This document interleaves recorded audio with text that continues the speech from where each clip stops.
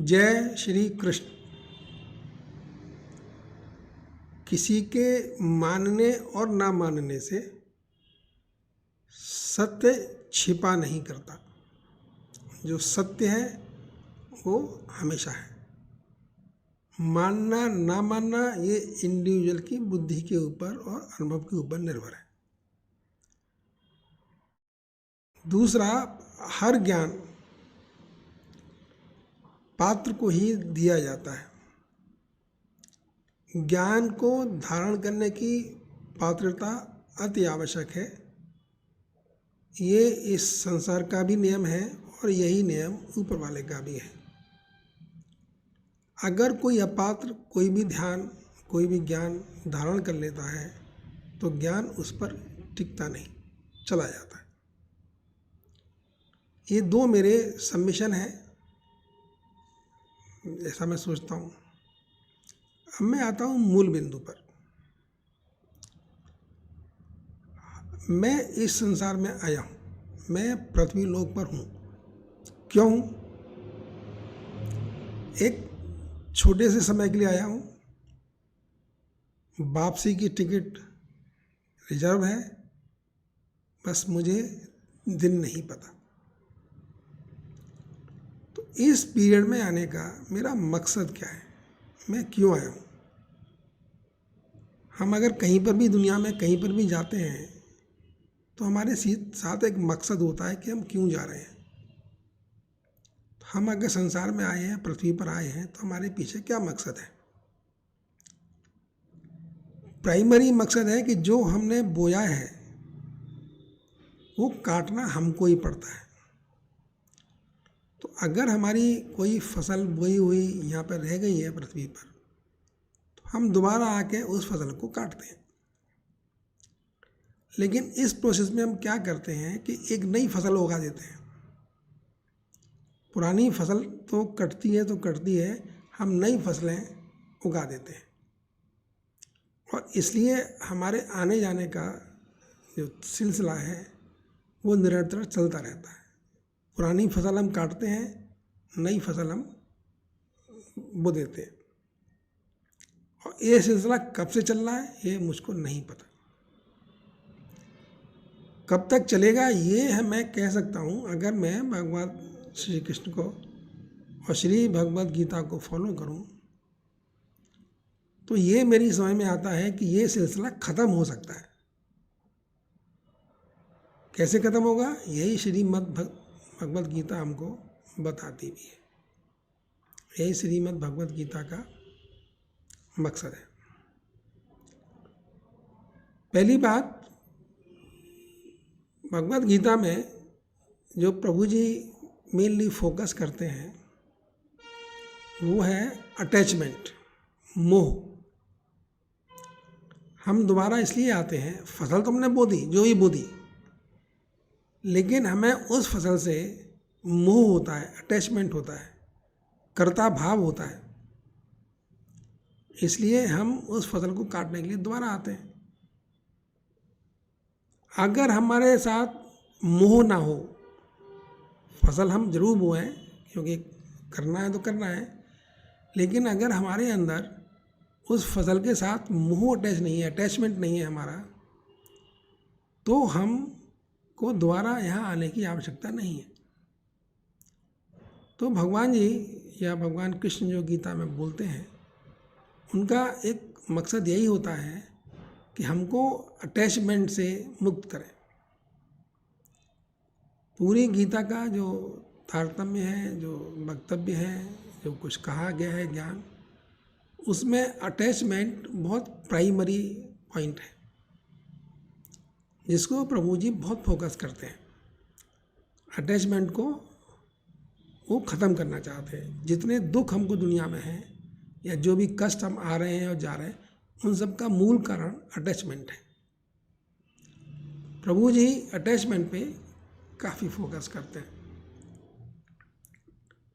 अब उनका जो दूसरा फोकस है वो है आत्म तत्व की ओर। आत्मा क्या है?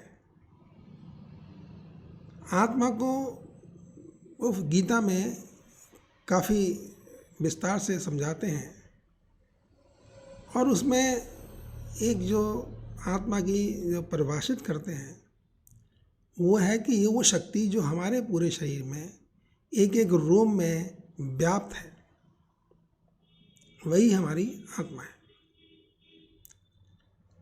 यहाँ पर एक और प्रसंग आता है कि भगवान कहते हैं कि वो भी इस संसार के कण कण में व्याप्त हैं। इसका मतलब जैसे भगवान इस संसार के कण कण में व्याप्त हैं, ऐसी मेरी आत्मा मेरे इस शरीर के कण कण में व्याप्त है। ये आत्मा, इतना मैं आत्मा को समझ पाया। आत्मा मतलब वो शक्ति, वो मेरी वो तत्व जो मेरे पूरे शरीर के हर कण में व्याप्त है। अब मैं अपने इस तत्व को देखने की चेष्टा करना चाहता हूँ।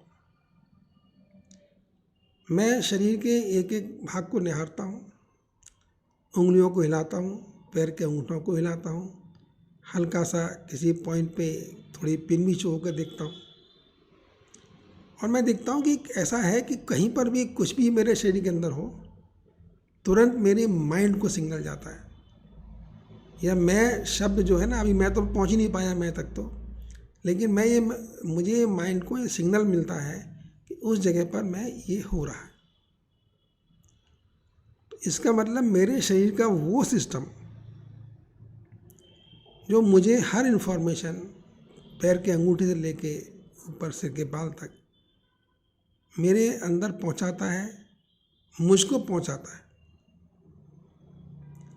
एक तो ये बात मेरी समझ में आ गई, एक सिस्टम है मेरी बॉडी के अंदर जो सब इन्फॉर्मेशन को ट्रांसफ़र करता है एक पॉइंट से दूसरे पॉइंट पर।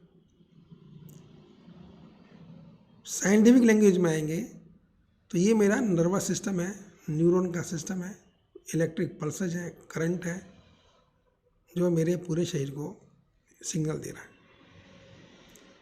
एक पॉइंट अब मैं यहाँ पर थोड़ा रुकना चाहता हूँ कि क्या जो करंट मेरे शरीर में फैल रहा है, घूम रहा है, क्या वही आत्मा है?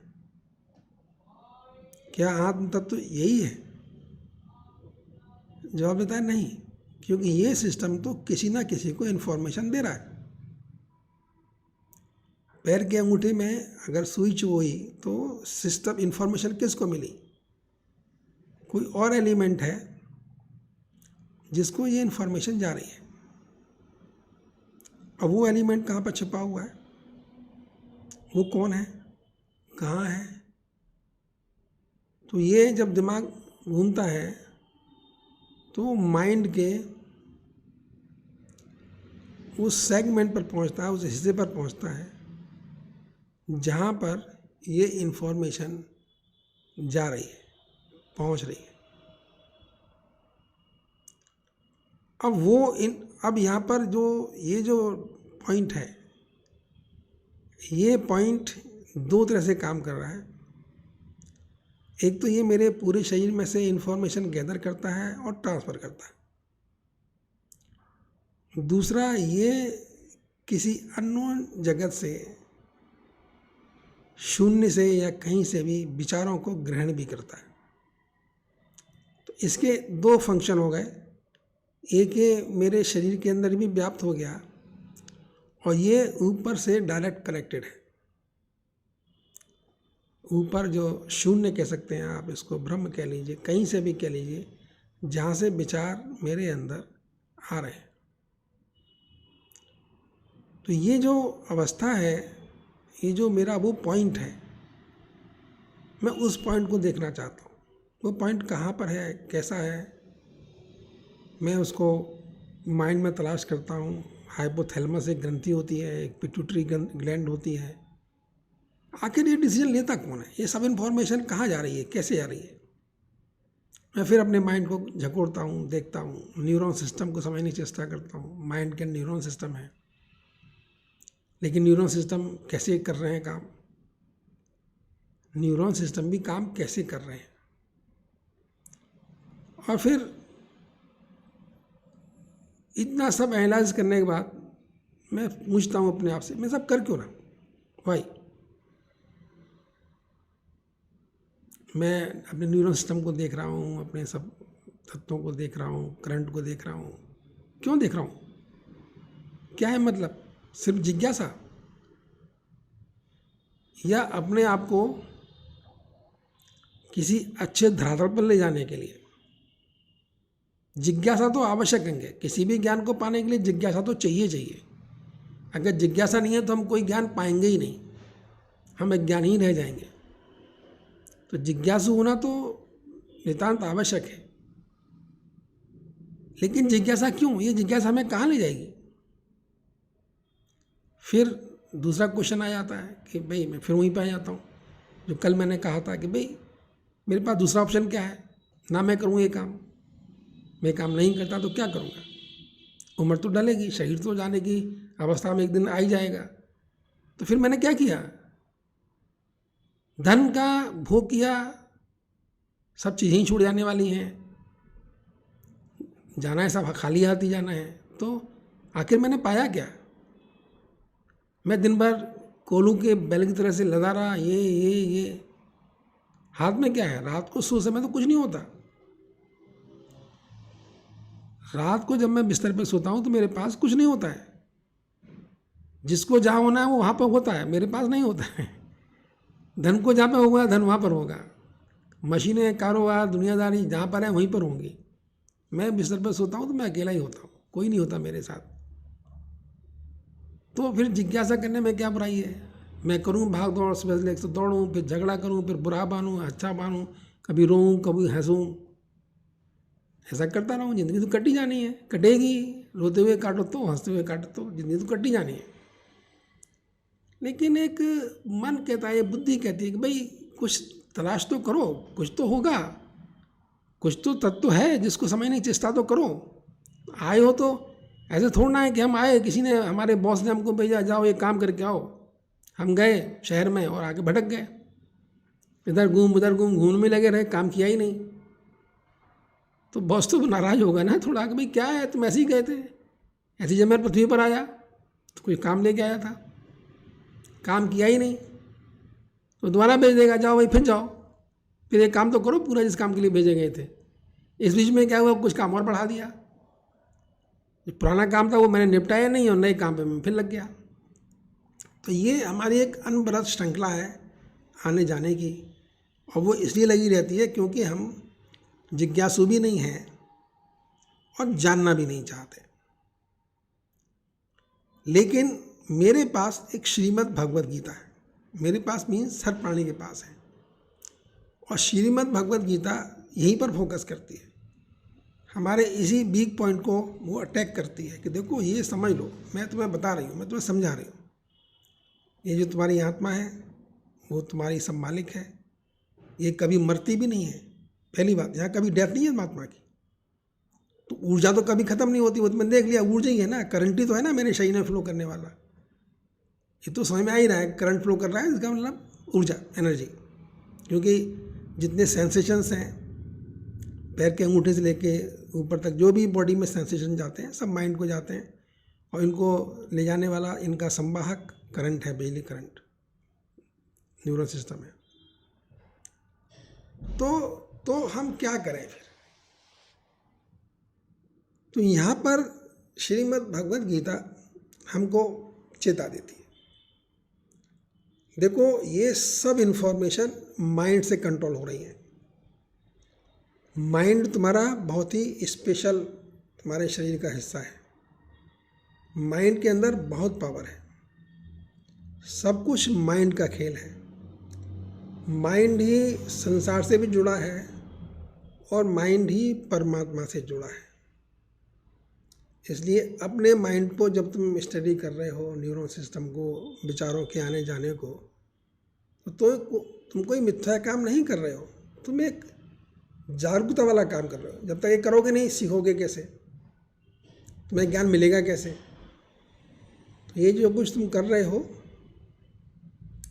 अपने माइंड को देखना, माइंड में विचार कहाँ से आ रहे हैं, विचार कितनी देर तक टिक रहे हैं, और किस विचार की क्या लाइफ है। विज्ञान में एक और तत्व भी आता है जिसे कहते हैं हाफ लाइफ। हाफ लाइफ का एक साइंटिफिक है कि कोई भी चीज़ एकदम ख़त्म नहीं होती है, और वो शुरू में बहुत तेज़ी से डिके होती है, फिर धीरे धीरे करके बाद में बहुत स्लोली स्लोली डिके होती है। ये वैसे आती है आइसोटोप्स के लिए है, हैवी एलिमेंट्स जो होते हैं, हैवी मेटल्स जो होते हैं लेकिन रेडियो एक्टिव तत्व होते हैं उनके लिए होती है। लेकिन जैसे मैंने कहा, फिजिक्स का हर सिद्धांत सब पे लागू है, चाहे वो जड़ हो और चाहे वो चेतन हो। मेरे ऊपर भी उतना ही लागू है जितना किसी जड़ पदार्थ पर। तो हम अपने माइंड में को देखें, अपने शरीर में जो करंट हमारा फ्लो कर रहा है उस पर फोकस करें, उसको ध्यान दें। और फिर क्योंकि जितने अटैचमेंट भी ना माइंड से ही जनरेट होता है, भावनाओं से ही आता है और हमारा प्राइमरी फोकस कहाँ पर रह गया? अटैचमेंट पर। जब मैं यहाँ दुनिया से जाऊँगा, अगर मैं किसी चीज़ से अटैच नहीं हूँ, मैंने किसी कर्म को अपना नहीं माना, तो फिर मेरा अटैचमेंट का कारण स्वतः ही खत्म हो जाएगा, अटैचमेंट नहीं रहेगा। तो मुझको लगता है कि ये बहुत ज़रूरी है। आज हम यहीं पे विराम लेते हैं, फिर कल मिलेंगे। धन्यवाद। जय श्री कृष्ण।